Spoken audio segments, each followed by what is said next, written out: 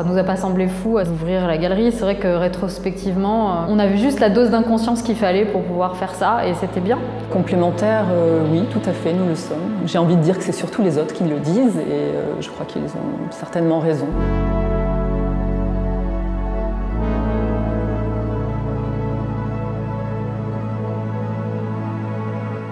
En 2009, on a ouvert, donc Cécilia Bekanovic et moi, cette galerie qui s'appelle Marcel Alix à Belleville. Alors, monter une galerie avec Isabelle Alfonsi, eh bien, elle maîtrisait parfaitement en fait l'objet galerie.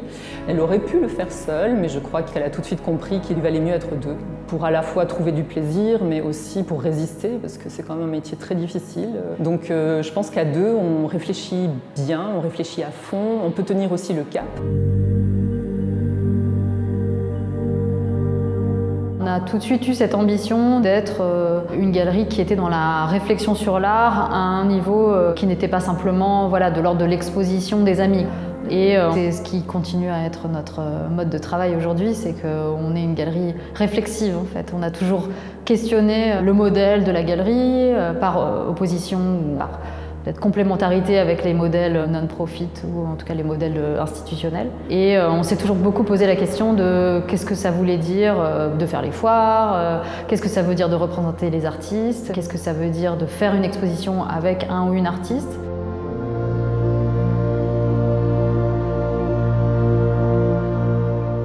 Je crois qu'aujourd'hui on en est certaine, même la galerie est vraiment l'endroit d'une liberté énorme. On la voit assez peu ailleurs en fait, cette liberté. Aussi parce que je pense qu'on s'écoute beaucoup. Je crois que c'est ça aussi la clé, pour nous comme pour les artistes en fait. C'est vraiment de sauver le plus d'heures possible pour avoir une réflexion qui à la fois clarifie, mais qui aussi augmente les potentialités, quoi. Qui est vraiment comme ça une manière de tout le temps rassembler ses forces pour avancer. Ce qu'on a appris en 15 ans, c'est qu'il y a des grands moments de satisfaction pour nous et de joie quand la galerie vient travailler un endroit qui a été un manque dans la carrière de l'artiste. Parfois, la galerie a eu ce beau rôle que de faire réémerger des carrières artistiques qui étaient moins visibles. Et là, on a vu vraiment, je crois avec Cécilia, ce qui était l'essence de notre rôle, c'est-à-dire le moment où la galerie vient prendre le relais, mais combiner toutes ces énergies différentes avec des artistes donc, qui ont des âges différents, qui ont des carrières différentes, qui ont des parcours tout à fait différents. C'est aussi ce qui nous permet de comprendre plus en profondeur tous les endroits dans lesquels les galeries peuvent avoir un sens. Et puis évidemment, après, le plaisir des expositions. Moi, venant du commissariat, mon envie, ça a toujours été d'être commissaire dans une galerie. Après, je crois qu'on était convaincus que très vite, on allait suivre un peu le modèle d'un petit centre d'art. Aussi parce que voilà, c'est quand même clairement le chemin qui permet vraiment aussi d'assumer une ligne très curatée.